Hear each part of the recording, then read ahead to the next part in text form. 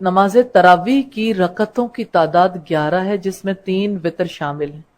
کچھ لوگ 20 تراویح کی رکعت کے قائل ہیں۔ اس بارے میں جو روایات ملتی ہیں وہ ضعیف ہیں۔ حضرت ابن عباس سے روایت ہے کہ رسول اللہ رمضان میں 20 رکعت نماز اور وتر پڑھا کرتے تھے۔ ابن ابی شیبہ کی روایت ہے، والیوم 2 پیج 393، اور طبرانی کبیر میں 12102 نمبر پر ہے۔ حافظ ابن حجر نے اس حدیث کو ضعیف قرار دیا ہے۔ فتح الباری کی روایت ہے، والیوم 4 پیج 254۔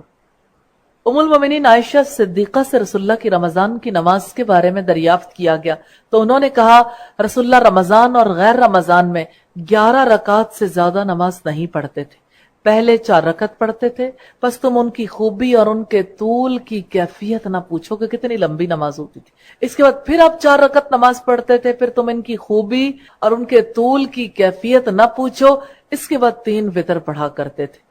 مسلم کی روایت ہے 1723، ابو داؤد کی روایت ہے 1341 نمبر پہ۔ نماز تراویح کیا گھر میں ادا کی جا سکتی ہے یا یہ مسجد میں ہی ادا ہوگی؟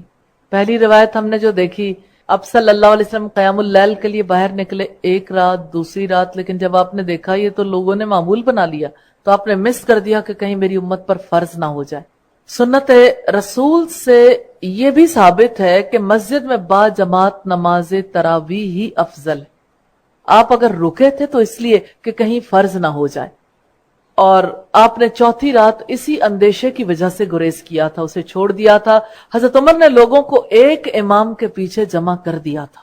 حضرت عمر کے دور میں باقاعدہ تراویح کی جماعت ہوتی رہی تھی۔ اور حضرت عائشہ کی روایت سے ہمیں یہ پتہ چلتا ہے کہ آپ صلی اللہ علیہ وسلم نے تراویح کی جماعت کیوں ترک کی تھی۔ حضرت عائشہ کہتی ہیں کہ رسول اللہ نے ایک رات مسجد میں نماز پڑھی، صحابہ نے بھی آپ کے ساتھ یہ نماز پڑھی، دوسری رات بھی آپ نے نماز پڑھی تو نمازیوں کی تعداد بہت بڑھ گئی، تیسری یا چوتھی رات تو پورا اجتماعی ہو گیا۔ لیکن نبی کریم اس رات نماز پڑھانے کے لیے تشریف نہیں لائے۔ صبح کے وقت آپ نے فرمایا کہ تم لوگ جتنی بڑی تعداد میں جمع ہو گئے تھے میں نے اسے دیکھا، لیکن یہ خیال میرے آڑے آ گیا کہ کہیں تم پر یہ نماز فرض نہ ہو جائے۔ یہ واقعہ رمضان کا ہے۔ بخاری کی 1129، مسلم کی 1783 نمبر روایت۔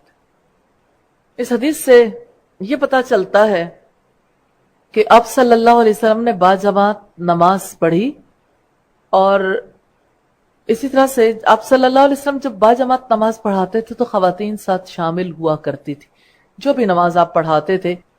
کیونکہ چوتھی رات جب آئی، ایک اور روایت سے ہمیں ملتا ہے کہ جب رسول اللہ کی چوتھی رات آئی تو آپ نے قیام نہ کرایا۔ جب تیسری رات آئی تو آپ نے اپنے اقارب، بیویوں اور دوسرے لوگوں کو جمع فرمایا اور ہمیں قیام کروایا، یہاں تک کہ ہمیں فکر ہوئی کہ کہیں ہماری فلاح ہی نہ رہ جائے۔ جبیر کہتے ہیں میں نے پوچھا فلاح سے کیا مراد ہے؟ انہوں نے کہا سحری، یعنی ایسا نہ ہو کہ قیام اتنا لمبا ہو گیا سحری نہ رہ جائے۔ پھر بقیہ راتوں میں آپ نے ہمیں قیام نہیں کرایا۔ ابو داؤد کی 1375، ابن ماجہ کی 1327 نمبر روایت ہے۔ اس حدیث سے یہ پتہ چلتا ہے کہ عورتیں با جماعت تراویح میں شرکت کریں تو اس میں کوئی حرج کی بات نہیں، کیونکہ رسول اللہ نے تیسری مرتبہ تراویح میں اپنی بیویوں کو شامل کر لیا تھا۔ ایک اور چیز جو توجہ طلب ہے، کیا نماز تراویح میں پورا قرآن حکیم ختم کرنا ضروری ہے؟